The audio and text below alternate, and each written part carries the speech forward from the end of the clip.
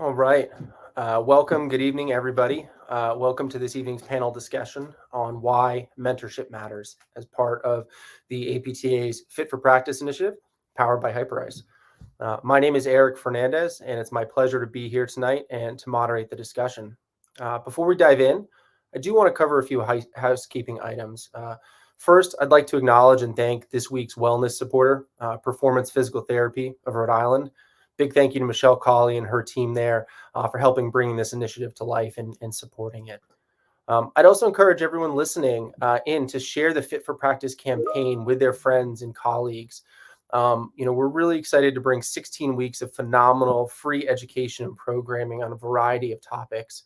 It's all about encouraging you to enhance your own self-care, right? And to invest in your own professional development. So for anyone who hasn't signed up yet for the weekly updates, please head on over to apta.org/fit-for-practice, where you can sign up for the weekly updates to stay on top of all the great programming that's coming your way, as well as to find archived programming that has perhaps already happened.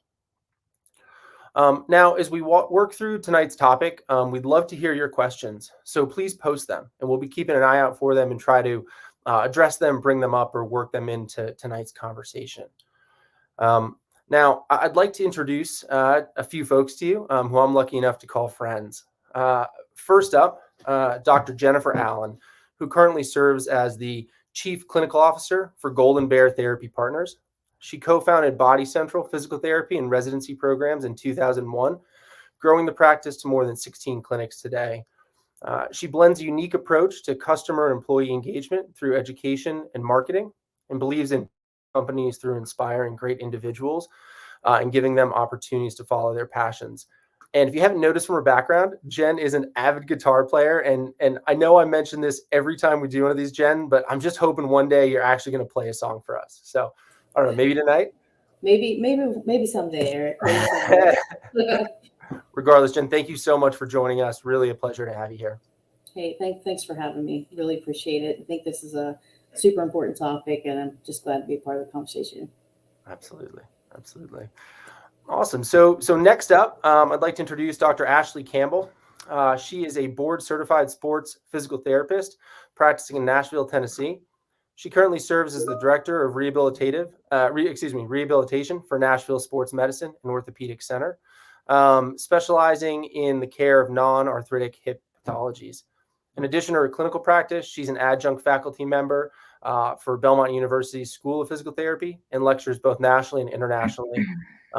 If that wasn't enough, she also serves as the managing editor for the International Journal of Sports Physical Therapy. Now, Ashley and I both share a love for pranks, which is always keeps things lively. And I think we mainly communicate through gifts at this point, right? Yeah, pretty much. So, for the sake of everyone tonight, I'll try to stay on topic, Ash. But seriously, thank you for bringing here my friend and lending your expertise and experience. I'm excited to be here. One of my favorite topics to touch base on. So. Yeah, absolutely. And if I think if people haven't seen it, you had a great editorial in the most recent, I think it was the most recent issue of the IJSPT, which is a completely free open source publication. So definitely encourage people to check that out as well. For sure. So our next panelist is Sue Falsoni. Sue is a board certified clinical specialist in sports physical therapy, owner of Structure and Function Education, an education company dedicated to educating healthcare professionals in dry needling, as well as how to clinically bridge the gap from rehab to performance, and has authored a book by the same name. Sue worked at Athletes Performance, now Exos, for 13 years, last serving as her vice president of performance physical therapy and team sports. She worked with the Los Angeles Dodgers for 6 years and holds the distinction of being the first female head athletic trainer for any of the 4 major league or major sports in the United States. Now, if you know Sue, you know she's a diehard Bills fan. And if anyone out there is thinking about knocking the team, I would just give you guys a little advice, especially if you're considering taking one of her courses. Okay, I've seen the videos of her hooking E-stem up to those needles. So again, just like reconsider and give a little respect where due to the Bills. That's right. This is our year. Hey, we say that every year since like 1991. We say that. Listen, I've got your defense performing pretty solid on my fantasy team, so I'll take it. Very nice. Kidding aside, Sue, again, thank you for putting my silliness and more importantly, taking the time to join us here tonight. Thanks for having me. I'm excited to be on with everybody and to talk about such a great topic. It's going to be a lot of fun. Awesome. So last but certainly not least, Dr. Louis Lupowitz. Louis holds his doctorate of physical therapy and is a certified strength and conditioning specialist. Following his recent graduation from Touro College, Louis performed a sports physical therapy fellowship through the American Sports Medicine Institute at the Andrews Sports Medicine Clinic in Birmingham under Dr. Kevin Wilk. Currently, Louis works as a sports-oriented physical therapist at Orland & Cohen on Long Island, one of the largest orthopedic specialists and surgeons, whereas he is building a new sports medicine program, and I cannot talk tonight. I asked Louis for a couple of fun facts because we've only done a few of these together, and he told me he was the ball boy at the U.S. Open for like 2 years in a row. Which is pretty awesome. But I think what we all really want to know is what does tryout looks like? Like I'm imagining like some gauntlet situation, right? Half like American Gladiator, half like USA Track and Field. Like what does it look like? Starts with a 40-yard dash. It ends with a 40-yard dash. No, I'm all kidding aside. It's a pretty quick and simple tryout. They just make sure that you can handle the situation properly and that you have a decent enough arm to kind of reach across the court. But really, really cool experience. Awesome. Well, again, thank you to everybody. This is our panel here today. Really excited to hear from you folks. So with that, I'm going to start to tone down my talking and turn it over to these guys. So again, audience, please post your questions. We'd love to hear from you. Integrate your questions and feedback and make this as impactful as possible. So let's just start high level and start by hearing from each of you about the role mentorship has played in your career. I know that's a huge question. So if you prefer to hone in on one relationship or moment that you can point to where mentorship made a really big impact for you, I think the audience would benefit from hearing that. Jen, maybe you could kick us off. Sure. I look at my life as kind of a string of mentorship opportunities that I've taken advantage of. Probably I have a couple of them that are really substantial. Probably the first one that I can remember is a mentor I had in my first job. I was right out of West Virginia University. There's my plug for West Virginia University. Right out of school and went into a clinic, relatively rural clinic. And I had a mentor there. His name was Tim Devine. I was in Martinsburg, West Virginia. And Tim was one of these guys that could do anything. And I just wanted to be like him. I wanted to be able to treat hands. I wanted to make splints. He wasn't a hand therapist, but we were rural, so he could make splints. He could do hand therapy. There wasn't a thing that the guy couldn't do. And I just opened myself up to it. And I don't think there was any formal relationship. It was just, hey, I really like what you're doing. Can you show me how to be like you? And so that was really formative for me. And that was one reason I went into hand therapy as a part of what I do now. And then the next mentor that was huge in my life was a man named Dick Hillier in Delaware. And some of y'all may know him, but he's done a lot with the private practice section. But Dick had private practice. He had just opened, and I was green. I was a few years out of school. Learned tremendous amount from him about business and marketing and sales, and that's where I really learned a ton about how to promote myself, how to sell physical therapy and what we do to our patients, and so that was a huge part of my life as well. So those two relationships are one big ones that stick out in my mind. But I mean, I can look at Sue Falsoni down here and say, Sue's one of my mentors, right? So I don't know. It's one of those things that it doesn't have to be somebody older than you. I have mentors right now. Melissa Buss is a mentor to me. She teaches me how to use technology, and so I think what I want to say here is anybody you're in contact with can be your mentor. It doesn't have to be a formal relationship, and it's just being open to the fact that you don't know everything, and you'll never know everything, and just soaking up the people around you. So that's it in a nutshell, I guess. It's probably a lot of blah, blah, blah there, but. No, I love it. You hit so much of, I think, what we want to get into. And, something that resonates with me, which I think is interesting. I'm curious to hear how the rest of the panel feels about it, is that, a mentorship for a clinician doesn't have to be strictly, how do I improve my technique and patient care, right? That's certainly something important you mentioned, but there's also the professional growth, right? Which is also really, really important as we all look to grow. So, Sue, I'm going to kick it to you. And by the way, I'm so sorry. I realized that I did not specify Dr. Sue Falsoni, and I'm not sure why I left that out. I'm embarrassed. But You shouldn't be. They actually, this is going to sound like a jerk comment, and I'll say it anyway, but they just actually gave it to me when I was really lucky to have the opportunity to deliver the commencement speech at my college, and they awarded me not with just an honorary doctorate, which is very typical, but with the actual doctorate conferred by New York State. So it actually just happened not long ago, and I was super honored by it. So you did not miss anything. It felt very weird typing the letter D today, but yeah. Well, congrats on that, and thank you for forgiving me. And you can beat me up over the next couple of days at PTA. No worries. And I'm sorry, I keep kind of ducking my head. My dog is losing his mind because I've been gone all day. So I'm trying to placate him, and he's kind of losing it. So I apologize. No worries. We love that. My daughter would usually be popping in, but I finally got her. She might still. I think she's asleep. But Sue, I know you've had. I've heard you talk so many times about this topic. But again, would love to just hear from you. Anything that sticks out, key moments in your career, just sort of what mentorship means to you. Really, anything would be amazing. Yeah, I am so lucky, like Jen has said, to have so many amazing mentors in my life, and some relationships have been more formal than others. And, so many, it feels weird to pick one example, but I think one that I would like to share is my very, very first boss. And I think that that's a message, especially for the young people who are listening today.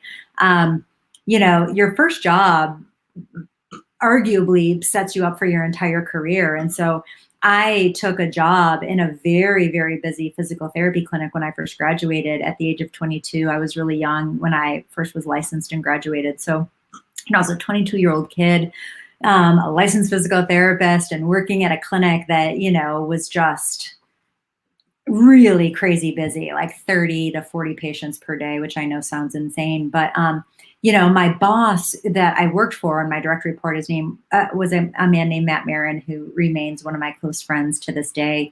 And he really set the tone for my career in everything from differential diagnosis to dealing with mental health issues that my patients were dealing with, to things that I just never thought I would encounter during that first year of my career. And even though it was a very busy clinic, it was a very, very high quality focused clinic. And so he just taught me how to manage techs and how to manage PTAs and how to help manage, athletic trainers that I was working with. And so he taught me everything from management to, he would bring me in early on the business meetings, and not to be intimidating, but to show me this is how a clinic runs, and this is what we do, and things that we need to be worried about and think about.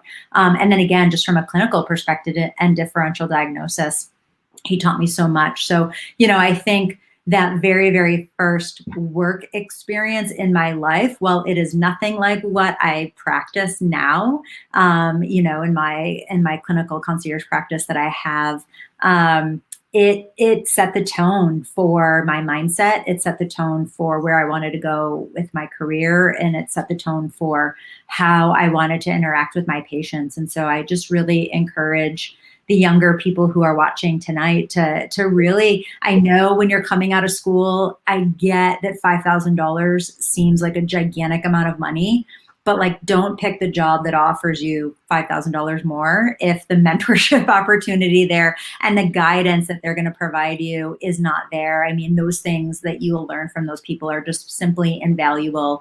And I know that's hard to understand when you've got lots of student loans facing you. But it makes a huge, huge difference. So yeah, that's where I would focus. And again, really set the tone for me in my career. That's awesome too. I took a lot away from that. I'm taking, if I look down, it's because my hand's gonna be done by the end. But taking so many notes here, and I think, you brought up a question now that I want to throw it at Ash and Lewis next. Again, Ash, I'd love to hear mentorship moments that you'd like to reflect on, but also I'm curious if there's anything that what's something they didn't teach you in school, right? That maybe you learned. Oh, okay, there's a lot, right? I shouldn't say that, but what's maybe something they didn't teach you in school that maybe you learned through a mentor or mentorship relationship, right? Like, that was a great point that you brought up, Sue, and I'd love to sort of extrapolate other examples for our audience. Yeah, I think for me that kind of goes together really well with my first and probably most consistent mentor in my whole both schooling career and now professional career with Dr. Mike Boyd. So I went to Belmont University here in Nashville.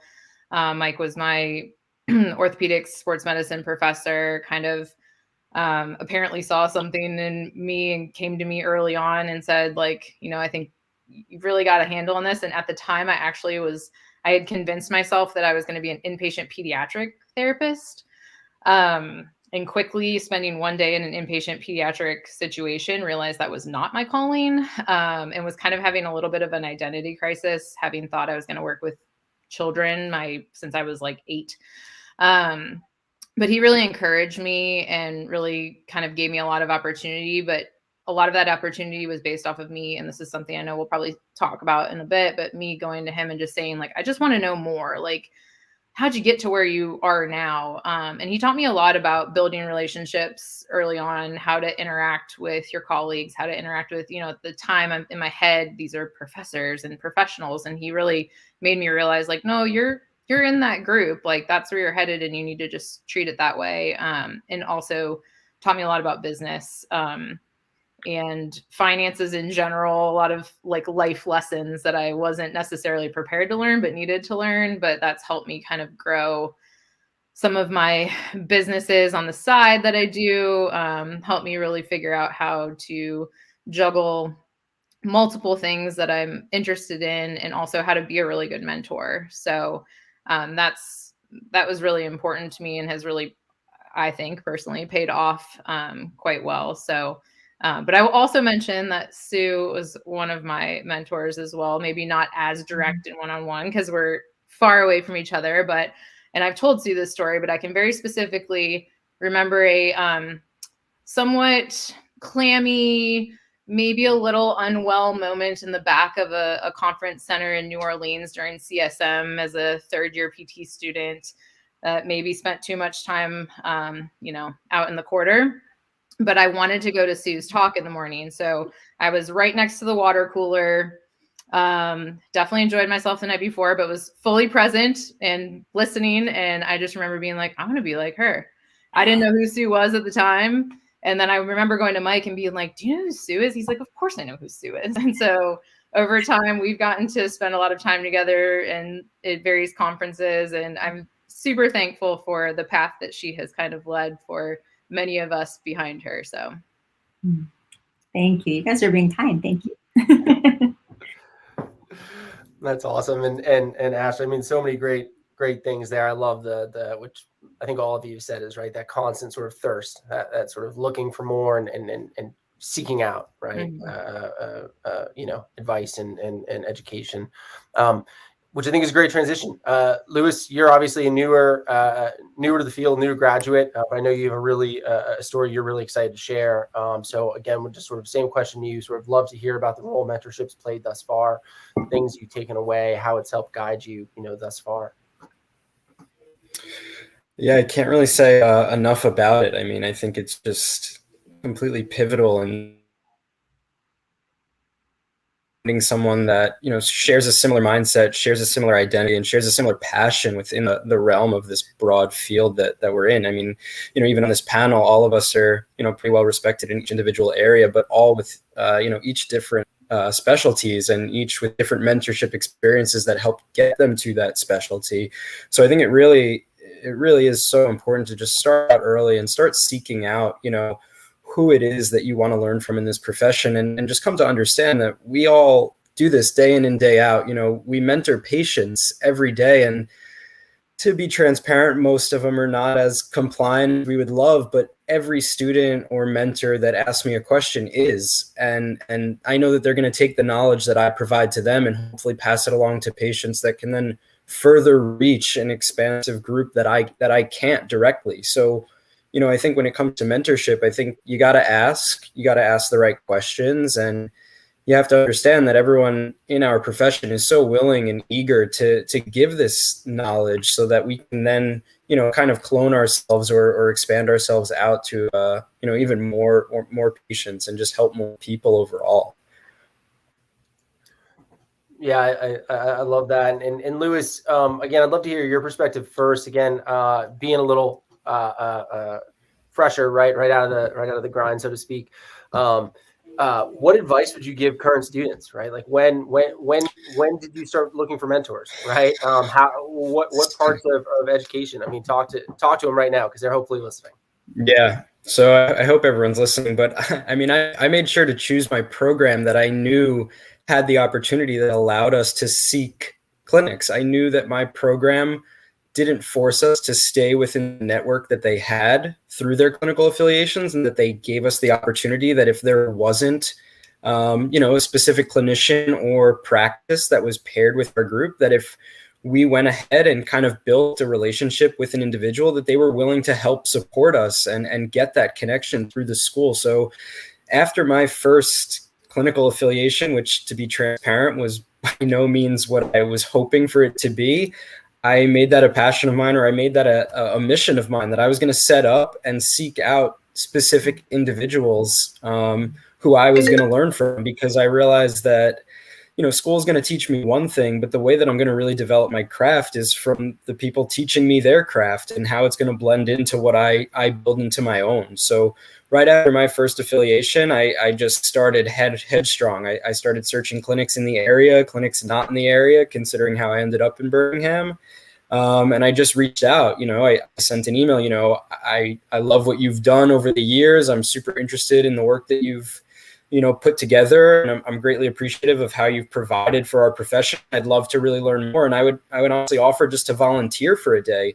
Can I come in? Can I shadow for an hour or just see kind of how you interact with patients? And then, you know, from there, once you kind of have your foot in the door, you know, have you ever thought about setting up a clinical affiliation with a student or something a little bit more structured versus just a volunteer experience? And from there, I ended up setting up three of my 5 individual clinical affiliations were set up individually. So I started right at the gate, and I felt that was a huge reason for where I ended up where I am now. That's awesome. That's awesome. I can speak for myself from a totally different career path, but wishing I had maybe that clarity early on. Great advice. Let's open it to the group. You know, anybody hop right in. I'd love to just hear what advice did you have for either a current student or even a recent grad in terms of, you know, how to go about finding a mentor and just how to get started, right? I mean, sorry, go ahead. Sorry, Ashley. I think there's a couple ways to look at this, and there's a lot of different formal opportunities and informal opportunities, and Lewis kind of alluded to that. You find your mentor and go after it, right? The other way is something that we've set up for people is, you know, formal residencies and fellowship programs through an employer. And you know, it's an extremely structured program. The way you can get into those is, you know, basically there's orthopedics, sports, pelvic health, whatever specialty you're interested in. And then when you get into the residency, still advocate for yourself and for what you really want to learn. If you want to be the big toe specialist in baseball pitchers, then there's a way to get you there. But it's just about communicating your needs and wants. And I think as leadership, you know, if we have formal residency programs or not, I think it's a responsibility of ours to grow the next generation of physical therapists, of clinicians that are coming through. And how do we do that without asking them what it is that they want? And I think that as an onboarding process from human resources, to our education teams is ask those questions, right? And the biggest thing about physical therapy right now is people aren't engaged with what we're doing. They're leaving jobs right and left, and people are quote unquote burnt out. And I think a lot of that has to do with the fact that they don't have enough of a voice in who they become and their development within wherever they are. So that's a huge thing, and I'm probably getting off soapbox there a little bit, but a huge believer in that active engagement when people come in and, you know, have a learning plan, have a development plan, and as the mentor, be able to help create opportunities, and then as the mentee, being vocal about where it is you want to go. Anyway, I'll let somebody else take over. I could talk for an hour on that. I guess the only thing I was going to say as far as like current students is similar to what I mentioned as far as kind of my approach is when I find I am adjunct faculty in the Belmont PT program now. And so I don't deal with as much of this, but just through the grapevine and the trickle down effect and helping with orthopedics is the tendency for students is I think there's just such a focus on, I got to get a good grade. I got to pass the test. I got to do all that when they're going and they're speaking to their professors, most of it is about how they did on the test and, you know, how to study differently. And that's all great. And obviously it's important. You have to pass the test to get through the program, but taking the time to sit down with faculty members and those sorts of things and just say, you know, the ones that you look up to, you know, how'd you get where you are? What sort of advice can you give me? Whether it's life advice, career advice, whatever, and just kind of taking it more on a little bit of a personal level to just sit down and listen and take it all in as a student is, I think, super beneficial and will pay off dividends later on in life, even if it doesn't necessarily it might seem like a waste of time. Like I could spend this, you know, 30, 45 minutes studying, but, you know, having a casual conversation about, you know, where you went to school and why'd you choose that school and why'd you do this as your first career and those sorts of things, I think is really helpful. Just getting to know people at that level. So I found that to be really helpful with all of my professors in PT school and spent a lot of time doing a lot more of that and a lot less begging for more points.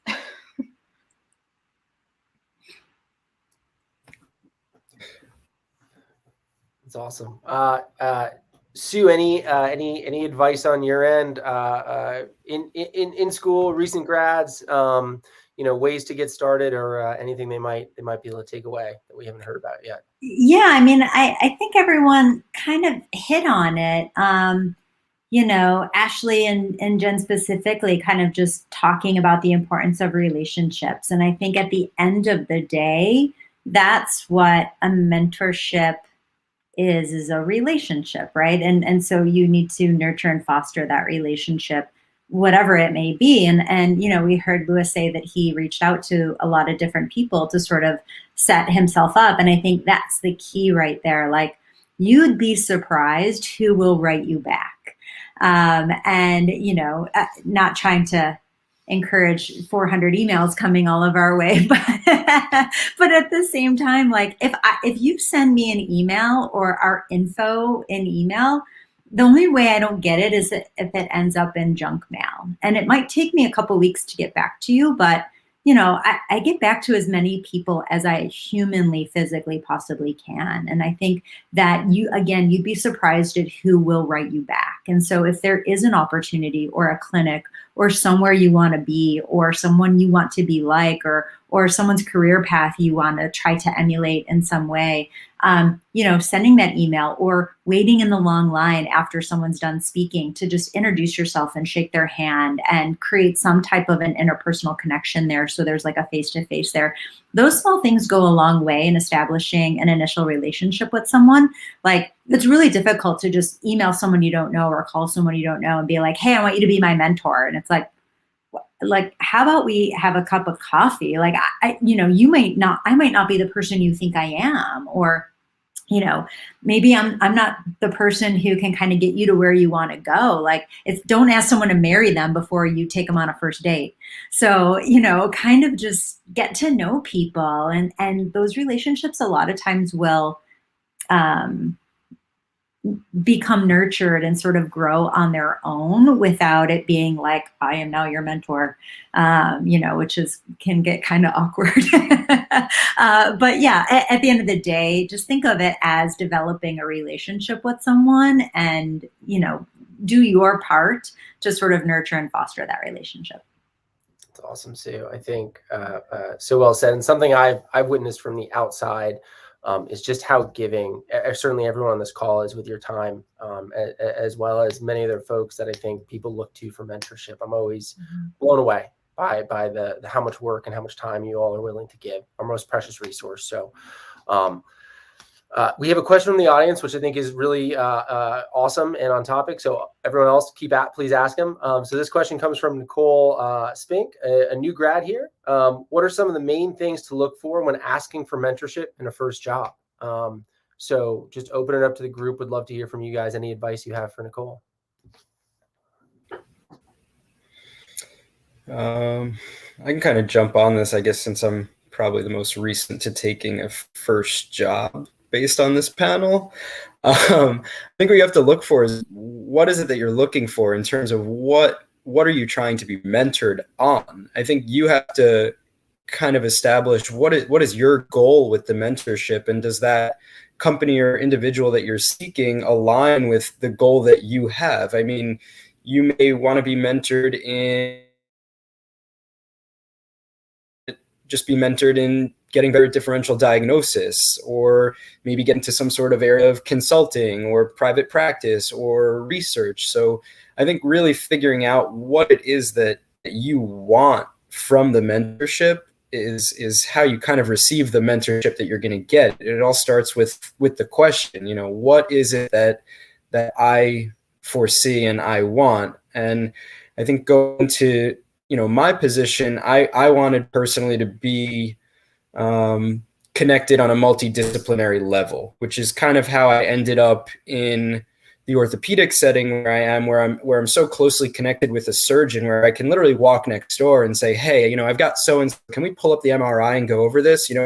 What repair did you use? What did we do in the surgery? How did the tissue quality look? That's something that was super important to me, was having that connection and establishment with other healthcare professionals. So in terms of mentorship, that's what I was particularly looking for.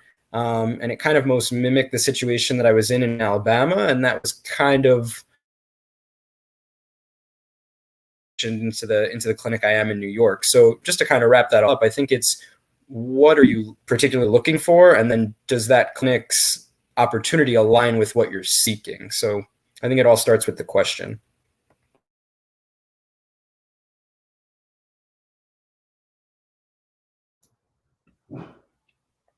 I would also say, and I apologize, my dog is barking at something, I don't know what, but I would say also being open to realizing that what you think you want now and what you might want a year or 2 or 5 years from now may change, and not to beat yourself up over that or feel bad about that, and be vocal about if you see those changes with your employer.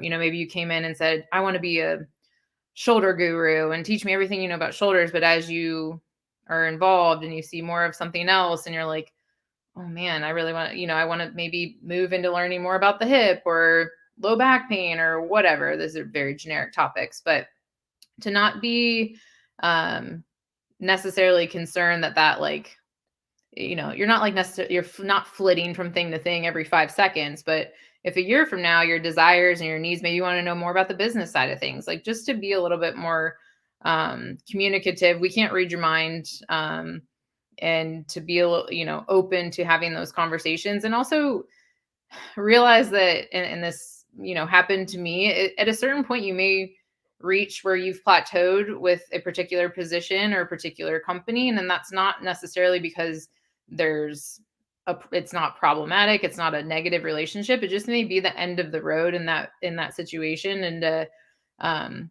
have the courage to maybe move out of that and into something different, and, asking and talking to your mentors about things like that. So just realizing that with all things in life, we're constantly evolving. So not to be fearful of communicating that. Asha, I love that. And I think, you hit on something that's sort of been going on in the back of my mind, right? One of the reasons that we've launched, this Fit for Practice campaign is that we know how hard, the profession has been hit and how many people are struggling, and you want to call it burnout, you want to call it compassion fatigue, whatever it may be. But there's a big chunk of people who aren't just out of school, right? That have been practicing for 5 years, 10 years, even longer potentially, right? And maybe that stagnant's a word, maybe just beat up, burned up, chewed out. What would you guys say to those folks who maybe aren't super new and green, but are either feeling stagnant or feeling like they're in a bit of a rut? Like, what's a challenge to them, or do you feel like mentorship could, or help them maybe pivot, maybe move?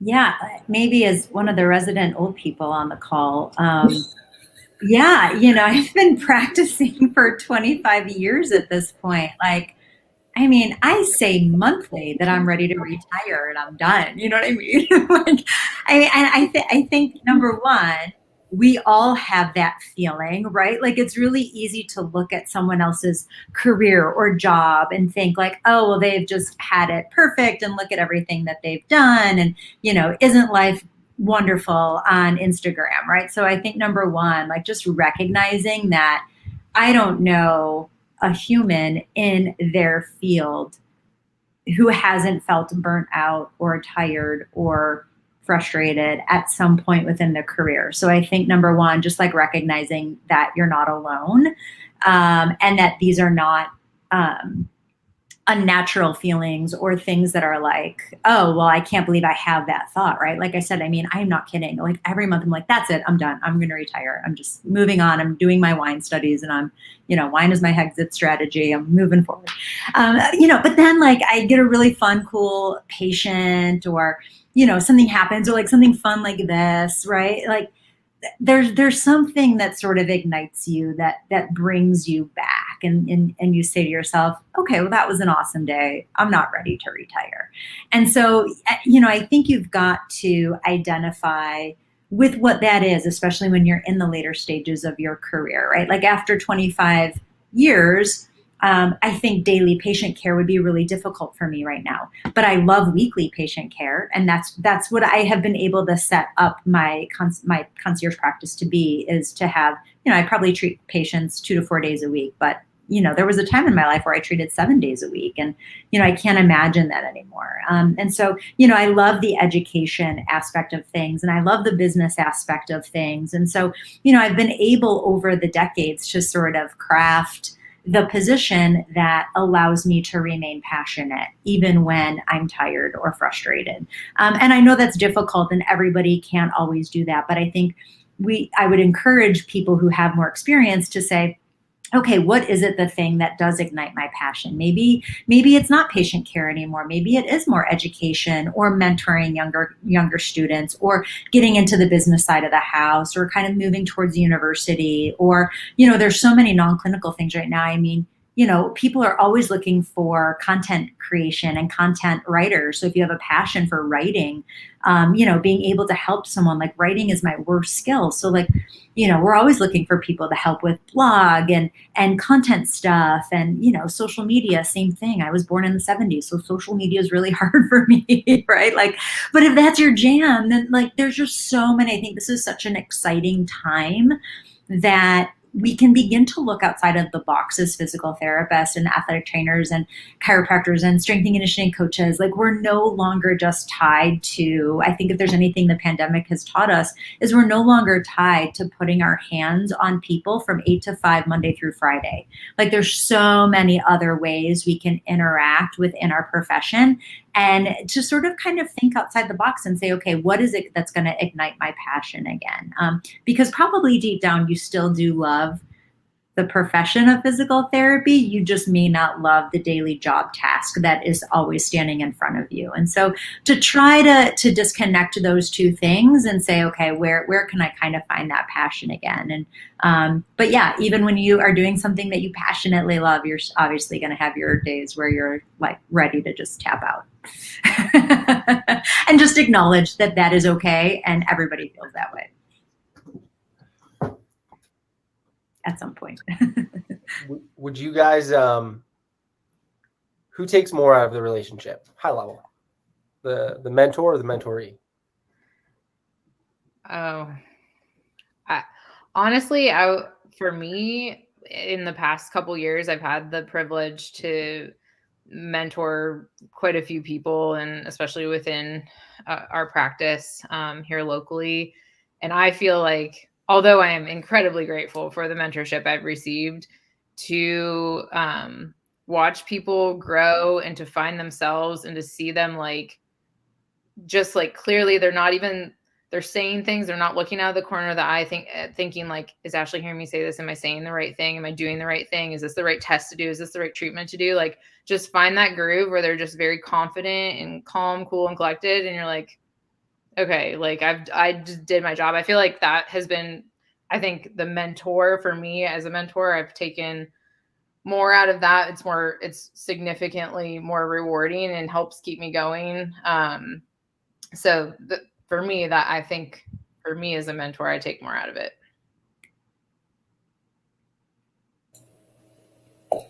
Yeah, I think a lot of times when you talk about business, and I owned a private practice with Tanya Bunner, who I see put some comments on the thread here. Started a practice, and for 20 years ran a practice. And the biggest thing people always ask is, well, geez, mentorship, you're going to mentor people, it's going to cost you all this money to mentor people. And the reality of education as a whole is you can bring people into your practice and you can educate them and make them better, and hopefully they'll stay with you. Or you can educate them and make them better, and they may leave. But isn't it better to educate them, and for the time that they're with you, they become better, they give better patient care, they interact better with the environment, with their colleagues, and in that giving, I mean, we're not only giving to that person, but giving to the profession. And so I'm a real strong believer in, even if it's a half an hour a week of formal mentorship with a new grad. Like, we have a program where we do some online modules, we do some group interactions, but we set aside paired mentors. We mentor, we may have somebody in Washington State mentoring somebody in California, but a half an hour a week to an hour, they connect, and that's their time, and it doesn't take anything out. If anything, both of those people are refreshed by it. So that whole feeling of burnout, that whole feeling of, gosh, what am I doing? You connect with a mentee, and a mentee connects with a mentor, and there's something magical that happens beyond the learning piece. You have somebody to vent to, you have somebody to bounce ideas off of, you have somebody to say, God, I don't know if I can do this much longer. And that person gives you a perspective that you don't have, and they keep you anchored. So I just am such a huge proponent of that. I don't think it's a cost at all to add that into your program. That's awesome, Jen. I know you poured your heart and soul into these programs. This is something I wanted to ask you about, and you just hit it right nail on the head. Sue, I want to sort of pitch this over to you now, because I like this topic of how can you build a culture of mentorship? How can you, in your professional endeavor as a leader, right, whatever that looks like, create this. I know, you've worked so hard, educating thousands of students, if not more, also building a great group of educators, some on this call or commenting on the live. But, just tell us, share a little bit about how you try to sort of foster this, within structure and function and within your sort of daily interactions and with your educators. Yeah, that's a great question. I mean, I think that, for us, we're a small company and are obviously insanely passionate about what we're doing. And I think number one, as a newer business owner, like, I certainly don't have the experience from a business owning perspective that Jen does. And so, on a much smaller level, you have to kind of decide, not only what type of business do you want, what type of business person do you want to be, and where do you want it to go, right? And to kind of like tie it into what everybody else was kind of talking about before. I mean, I think it's all about giving, right? Isn't that like the meaning of life, sort of, right? Not to get too esoteric about the whole thing, but it's always better to give than to receive. And the more you give of yourself, the more you receive back, right? And so we kind of tend to follow that too. As far as like within our own community, within our instructors, I mean, I number one, I always hire for my weaknesses. So, I almost failed out of PT school because of physiology. And so, hired Brian Hortz, who has his PhD in physiology.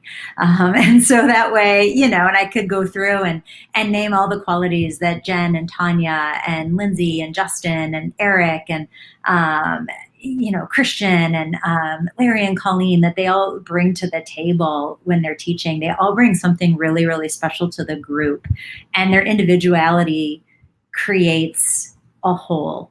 And the whole would be very different without one of those parts. And so, to just try to honor and respect that individuality, whether it is within the company or within our students. I'm a huge proponent of leaving the letters at the door and coming together in the best interest of our patients, because ultimately that's what it's about. And so, we welcome physical therapists.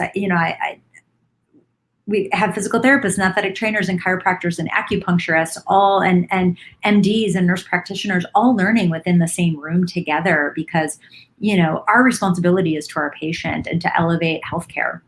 And so, and then when we're doing performance classes, right, add strength and conditioning and personal trainers into that mix. And so, I've always tried to just foster a community of openness and that everybody is welcome, and that we're going to leave letters at the door. And how do we all sort of build to elevate the collective? Because for me, whether I'm talking about, the earth, my company, physical therapy, healthcare practice, whatever it may be, myself as a human, that's what I sort of hope to leave behind is, can we improve the collective? And so for me, that is always my focus. I always tell people who work for me, if I win, you win. Like, structure and function isn't about Sue Falsoni. There's a reason I didn't name my company after me. It's about the bigger collective that we're all participating in. And so, yeah, I think that's how I try to approach business, my business relationships, our relationships with our students. And it just creates a really fun environment, and one that I'm super grateful for. I love that, Sue. So many great things there. And I think something that I've heard from all of you that I think is so important, to remember when people are thinking about how do they give their time when they've got kids and bills and businesses and practices and whatever, right? Is that you take so much as a mentor and you learn, right? That's what all of you have said. You learn from the people, and by opening that door, you can make them better. You can potentially make yourself better and your business better, and also ultimately help your patients. So, so much great stuff here to unpack. Ash, I want to kick it to you. We haven't heard from you in a while. If let's talk to somebody who's maybe is in a leadership role, clinic director, just a senior therapist, running a business. What's one tangible step, one thing that you might recommend that they can start doing to maybe start fostering a better culture of mentorship, or just opening that door for newer members of their team? Yeah, that's something that that's a very recent, important thing that's been going on within our clinical practice. We've had a little bit of transition, a little bit of changeover. We've had, people having babies, new grads coming in, just a lot, little bit of mix up. And I think generally speaking, we have a tendency to get in comfortable and in a groove, and kind of put some blinders on to maybe certain things that are going on. So I think taking a step back and looking at who's in your team, what do you see they need, but more importantly, asking them like, hey, what do you need? So one of the things, like a very simple thing that I made the decision to do, I don't know, 7-8 months ago was, at a minimum 1 hour per month, we try to shoot for 2. We're blocking the schedule, and sitting down and just talking about things that are going on, whether it's within the clinic about documentation struggles or challenging patients, or a topic that, you know, some of the younger clinicians might be struggling with, and making sure that we do that during paid clinic hours, despite the fact, you know, as a clinic director who has to also look at the business side of things and make sure, you know, money has to come in the door to keep the doors open. I had to really take a step back and be like, no, we're not going to do this during lunch. We're not going to stay late on a Monday night after we're exhausted, or come in early on a Thursday when, you know, we've been working all week. We're just blocking an hour at least once a month minimum. We'll have a topic, a rough topic, but we'll also have at least 20 minutes or so to just chat, catch up on any struggles, concerns, whether that's personal, professional. And I think that that has been really helpful, just to make my team feel like it's not all business. Yes, business is important. We can't keep our doors open if we're not a successful business, but everyone is human. I care about your families. I care about what's going on in your life, whether you want to share it or not. If you just want to say life's been really hard lately, so you guys, I apologize if I've seemed a little off. We all respect that, and that gives us the time. So something as simple as a 1 hour monthly meeting has been super helpful. That's awesome. No, I love that. Any other advice just from the group? I mean, you got a lot of you guys have already made some suggestions, but I think this is so key. Something tangible, 1 hour a month. Jen, you said sort of 30 minutes, right? But what are some other just easy wins to get this going? Yeah, I think plugging in that development plan. So if you're a leader, if you're a clinic director, or you're in charge of people under you, and that's clinicians or your front desk people, your techs, whoever's in the clinic, if you're in charge of bringing them in and keeping them engaged, just taking that time, but just like Ashley's saying, right? Just taking that time when you bring them in. Hey, what are your goals? What do you want to do with your life? And that, and then check back in with them, not once a year, like for their yearly review, but have those check-ins. And from a leadership meeting pulse, if you're not allowed to block off a full hour of just check-in time, then have a weekly huddle where you spend 10 minutes with them, maybe at the beginning of a lunch break or something like that. Do a weekly huddle where you just check in with the team. If you have a leadership team meeting where you're talking about KPIs and metrics and all the business stuff, maybe make that 45 minutes. And then for the last 15 minutes of that meeting, hey, we're going to do a new technique, and such clinician who's a specialist in the shoulder is going to lead that and show you something. So there's ways to craft this without a lot of effort. It's just being mindful and being intentional about it. So I think that's the biggest thing, awareness and being intentional.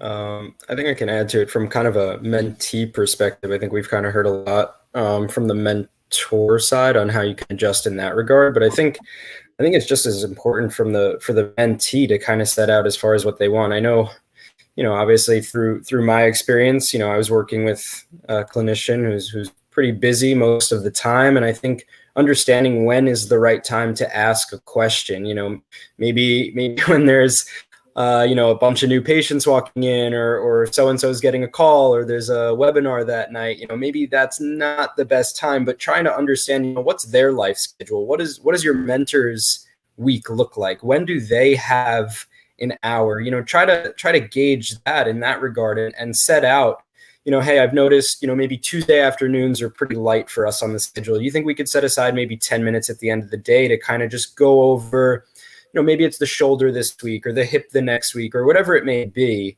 So I think that's one thing that helped me was try to understand my mentor's life schedule and where I fit into that, because at the end of the day, they're giving you the time. While yes, you want as much knowledge to be provided in, you kind of have to realize, they've got their own things to handle as well. And I think secondly, something that I always tried to do through all my clinical experiences was a question of the day. Going into the clinic, maybe it's about one individual person or just something I've been thinking about, or maybe a research paper that I stumbled across. But maybe we can just quickly hone in on, right in the morning, first thing in the morning, here's my question of the day. I'm going to think about it from my perspective. on what maybe the answer is, and maybe you can chime in on that. And then the flip, I would ask, one day I have a question, and maybe the next, can you give me a question on something that I may not know of? And then it's my job throughout that day to kind of dive into the literature and figure out what the actual answer is, and not just kind of throw something into the wind. So I think the two major things are, again, as always, ask questions and kind of figure out where you fit in as the mentee into your mentor's life, to kind of not get frustrated that you may think that they're brushing you off, but understand that they have things on their plate as well. It's a great point, and something you guys have all sort of echoed is that goal of being thirsty, right? Staying hungry, always looking for ways to learn and asking those questions. Something I want to come to, I know we're coming to the end of our time here, but something that I've heard from a lot of you, Sue, I heard you say it, right? You have weaknesses too. I'm going to say it, you're awesome. I was going to say like bad, whatever. I'm trying to behave. You're a rock star, right? But you say, you're like, look, I'm not the best at business, or what's this social media stuff, right? Like, hire for your weaknesses, right? That's a statement and an action that takes vulnerability, right? And comfort being vulnerable. And I think that's probably something that comes up in mentorship relationships in either direction quite a bit. I can imagine that's something that's tough for people sometimes, right? Opening themselves up, being vulnerable. And so I guess, maybe any advice that you guys have for people where that has been a roadblock, right? Times that you've had to put yourself out there, or just, advice on how to approach it. I think people would learn a lot from that. Yeah, it's hard. I mean, I'm a super passionate, personal person, like if you do, like I've done the DISC assessment stuff, right? Like I'm super high I need to have a relationship with you in order to do business with you, right? Like I don't mean to, like, I think that's a strength and a weakness for me, right? I make things very personal, and that's great because I'm passionate. And as long as everyone's getting that's a really, really great thing. But I also take things very personal. And so that can be a struggle. And so, one of my most vulnerable times was writing my book and, kind of putting my thoughts out there. And that is really hard because, I read a quote, gosh, I can't remember who it's by now. But it's something like, you can be the juiciest, most amazing peach in the world. There's always going to be someone who doesn't like peaches. And so you can have the best book in the world, or the best ideas, or the best thoughts. And there's always going to be a hater out there, or someone who thinks what you said is stupid, or your book is stupid, or your class is stupid, or you're stupid, right? And so it is a major work in progress for me to continue to be vulnerable, continue to put myself out there, and to try to not let those comments or those things sort of deter me from my path, because I try to just remember, like, that person doesn't know me, and that person is probably more angry about something else that has nothing to do with me, right? Like, very little of it is probably truly personal. And so to just stay rooted in who you are, what your values are, where you're going, and to not let some of those things deter you. But, that's easier said than done. I'm making it sound like I do that really well, and I certainly don't. But, that is something that I actively work on, is just, you can't be everything to everyone, and that's okay. And you have to be okay with that. And so, kind of alluding to what Lewis said too, like, you're a mentor is a human too. And so maybe it's not that they don't want to give you time. Maybe they're having a bad day, or, maybe it's just not the appropriate time. And so to just kind of recognize that everybody's human and kind of dealing with a really tough time right now, and to offer grace, right? To offer grace to everybody.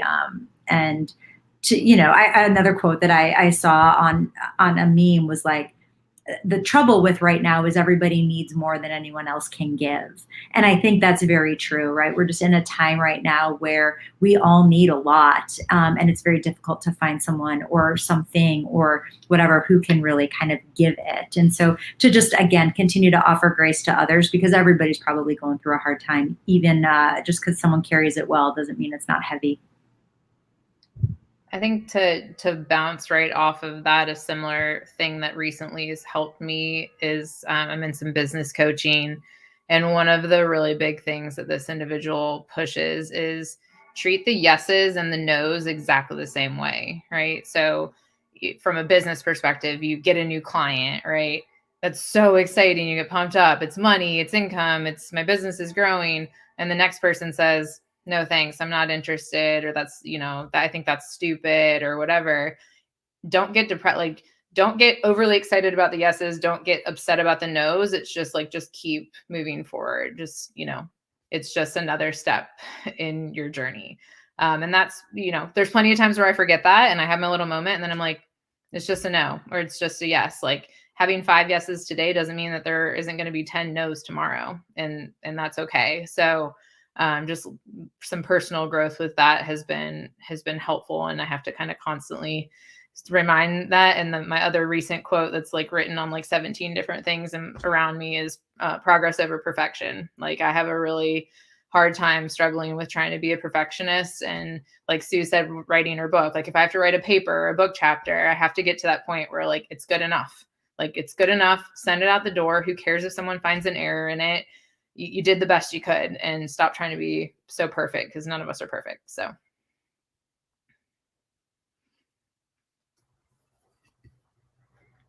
This is awesome, guys. Jen, you just came off mute. Did you have something to add? Oh, I think a lot of us deal with imposter syndrome, right? We strive to get put in a position where we can do more, be more, and sometimes you get there and you think, should I really be here? Should I really be the person doing this? And I think that's where I struggle sometimes, is putting myself forward. And then you have it, you've got what it takes, but sometimes it's just, holy crap, am I the right person to be doing this? Am I the person that should be doing this? There's probably 50 million people better at this than me. Should I be this person? And then just grounding myself and saying, yeah, but you are that person. Why not you? Right. And then being able to do that. So yeah, struggle sometimes. Awesome. Well, we're sort of coming to the end here. And I think we've had some really great, these are amazing closing remarks, but Lewis, I want to give you one last shot here. Any parting thoughts here? Advice for folks tuning in? Yeah, I have I think a pretty good closing quote. On top of what everyone kind of said, I think you gotta view all criticism as constructive. There's a reason that someone's making a comment, and if you can just try to dissect it in some regard and pull any bit of positive from it, maybe they said you suck, but it's you suck because you could have done it this way that would have been more efficient, or it would have been better. Just trying to leave it in that regard. And then I think so I was reading this week and I found this quote, which I think helps new grads, and it kind of helps those seeking mentorship. And it said, when youth comes to age for advice, he receives the vision of years. But too often does youth think that age only knows the wisdom of days that are gone. But remember that the sun that shines today is the sun that shone when thy father was born. So I think just respecting the people who came before you, searching for who has a similar path as where you want to end up, and reaching out. We're all people. We all want to have human interaction, and we all have mentorship and have been in the position that you've been in before, where it's nerve-wracking to seek out someone who's way more established than you are. You may not even think that you deserve the response back, but why not? I'm a big believer in sometimes the loudest barker gets the bone. So put yourself out there. Ask and you probably shall receive. So I think that's kind of how I'd want to wrap it up. Well said. I'll not that anybody wants to hear mine, but I'll leave it with one that I think bolts on what you said, Lewis. If you don't ask, the answer is always no, right? So don't be afraid to ask. All right. Well, we're going to wrap up here, but before we do, I have to get my silly questions in. And so I'm going to pose 2 questions to the group, rapid fire, round table. Okay. So I want to know 2 things. 1, true or false, Hawaiian pizza is the best pizza on the earth. And 2, what's your favorite pump up song today? Jen, let's go. Hawaiian pizza, no way, man. And favorite pump up song would have to be a hair band. No, AC/DC, Black and Black. Yeah. Okay. Love it. Love it. Lewis, what do you got? In New York, Hawaiian pizza is a cardinal sin, Eric. I am not a fan of that. Pump up song as a 90s kid, I gotta go with Lose Yourself by Eminem. Love it. Love it. Sue, what do you got? Okay, definitely not Hawaiian pizza, Eric. I'm sorry, I'm looking for support here, and I want to offer it to you, but I'm struggling with it. So no, the answer to that. And then, we always play this game in baseball is, what would be your walkout song, right? If you were on a Major League Baseball team. And so I would always say my walkout song, because, I was oftentimes the only female there, would be She's a Brick House. What better song for a girl for a walkout song? I love it. I love it. I love it. All right, Ash, take us home. I guess I'm the only one on the panel. I wouldn't say it's the best pizza, but I do like Hawaiian pizza. I mean, I will order a Hawaiian pizza, especially the jalapenos. Try to make him feel better, Ashley. I know. I mean, he plays pranks on me, so if I'm not nice to him, he might do something weird. I might get a glitter bomb in the mail. Glitter bombs are real. Yeah.